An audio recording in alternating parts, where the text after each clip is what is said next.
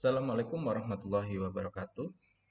Alhamdulillahirrabbilalamin. Kita saat ini berjumpa dalam mata kuliah Arsitektur dan Organisasi Komputer. Bisa organisasi dan arsitektur komputer, dibolak-balik ya.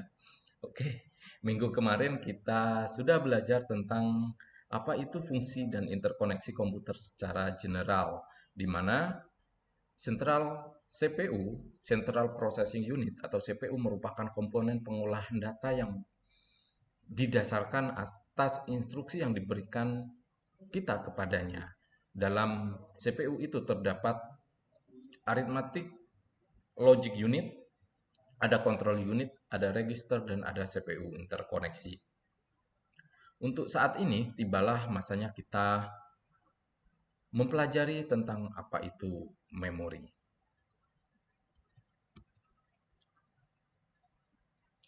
Kita sudah tahu, di dalam kehidupan sehari-hari kita sudah dihadapkan dengan apa itu memori. Memori adalah bagian dari komputer tempat program-program dan data-data itu sendiri disimpan. Kalau kita melihat bahwa memori itu bisa kita asumsikan ada memori micro SD, kemudian ada juga memori dalam handphone, memori internal, ada juga memori dalam flash disk, kemudian ada juga memori dalam RAM, kemudian ada memori untuk hard disk eksternal dan yang lain sebagainya. Nah, itu adalah beberapa macam dari memori. Beberapa pakar komputer, terutama dari Inggris, menggunakan istilah store atau storage itu yang merujuk untuk memori. Meskipun kata storage sering digunakan untuk merujuk ke penyimpanan disket. Jadi, kalau kita bicara tentang penyimpanan, ya ada beberapa orang yang bilang bahwa penyimpanan itu ada di RAM. Karena RAM itu random access memory. Dia sifatnya adalah memori penyimpanan sementara. Tetapi ada juga orang yang menggunakan memori itu sebagai storage, disket, atau hard disk, atau ya flash disk. Terserahlah gitu. Itu bisa ke dalam ranah itu. Berbagai cara orang itu mengasumsikan bahwa itu adalah memori.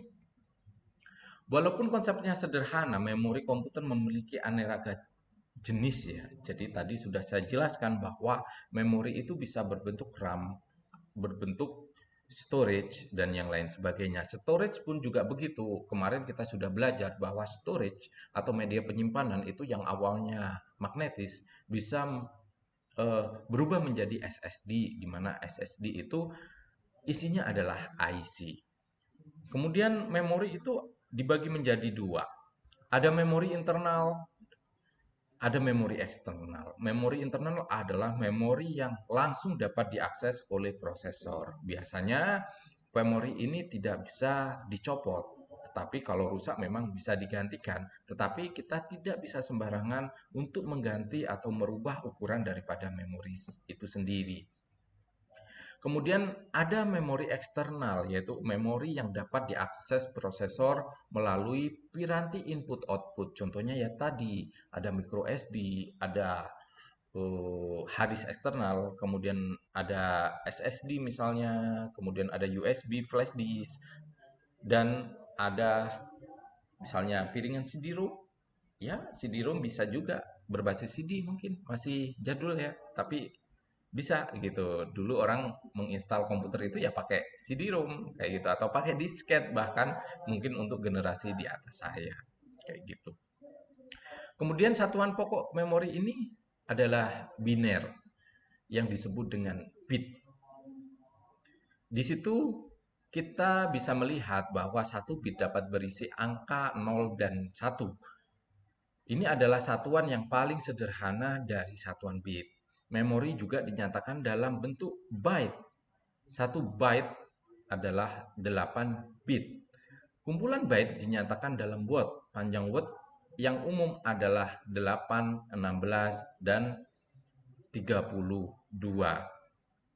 Dari sini kita bisa mengetahui bahwa ukuran kapasitas memori bisa kita identifikasi dari awalnya nibble menjadi byte, menjadi kilobyte, menjadi megabyte, gigabyte, terabyte. Untuk terabyte itu untuk saat ini ya. Nah, di masa yang akan datang dia akan menjadi petabyte, kemudian exabyte, ada zettabyte dan yottabyte. Kemudian ada operasi sel memori, di mana fungsi elemen dasar memori adalah sel memori walaupun digunakan sejumlah teknologi elektronik. Sel memori ini memiliki dua keadaan stabil, yaitu semi-stabil yang dapat digunakan untuk merepresentasikan bilangan biner 0 dan 1, serta sel memori ini juga mempunyai kemampuan untuk ditulisi setidaknya adalah 1 kali. Jadi, memori itu memiliki kemampuan rewrite, tidak seperti CD-ROM atau CD-RW. CD-RW bisa rewrite, tetapi dia ada masanya berapa kali dia bisa ditanamin lagi. Kemudian sel memori mempunyai kemampuan untuk dibaca. Jadi dia bisa dibaca walaupun bentuknya magnetis, walaupun bentuknya IC, dia bisa dibaca. Nah, beberapa sel memori bisa dijelaskan pada gambar berikut itu. Kemudian kita menginjak pada karakteristik penting sistem memori komputer, di mana ada karakter-karakter dalam memori komputer, di mana lokasinya ada CPU, ada internal, ada eksternal, kemudian ada kapasitas, ukurannya word, jumlah word, kemudian ada satuan transfer, metode akses, ada kinerja, tipe fisik, dan karakter fisik lainnya. Setelah kita mengetahui apa itu ukuran komputer, kita akan belajar tentang kendala-kendala yang ada dalam memori komputer. Yang pertama adalah kita mengetahui bahwa hubungan harga, kapasitas, dan waktu akses adalah semakin kecil waktu akses, semakin besar harga per bitnya. Semakin besar kapasitasnya, semakin kecil harga per bitnya. Dan semakin besar kapasitas, semakin besar waktu aksesnya. Salah satu pengorganisasian masalah ini adalah menggunakan hierarki memori itu sendiri. Jadi semakin menurunnya hierarki maka hal berikut akan terjadi. Yang pertama adalah penurunan harga per bit. Yang kedua peningkatan kapasitas. Yang ketiga adalah peningkatan waktu akses. Dan yang keempat adalah penurunan frekuensi akses memori oleh CPU. Memori utama atau semikonduktor. Untuk pada komputer lama, bentuk umum random access memory untuk memori utama adalah sebuah piringan ferromagnetik berlubang yang dikenal sebagai core, istilah yang tetap dipertahankan hingga saat ini. Nah, ini adalah memori yang pertama, dia magnetis. Kemudian di situ kita bisa melihat tipe daripada semikonduktor memory, ada RAM, ada random access memory, ada read-only memory, ada programmable ROM, ada erasable ROM, dan electrically erasable ROM, dan ada flash memory.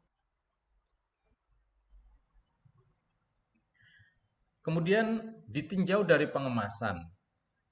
Beberapa konfigurasi pin DRAM yang umum ditunjukkan untuk keping 16 megabit yang diorganisasikan sebagai 4x4M terdapat sejumlah perbedaan dalam keping ROM karena ada operasi tulis maka pin-pin data merupakan input-output yang dikendalikan oleh WE, write enable, dan OE, output enable. Jadi di situ kita bisa lihat ada contoh daripada RAM dan ada contoh daripada ROM.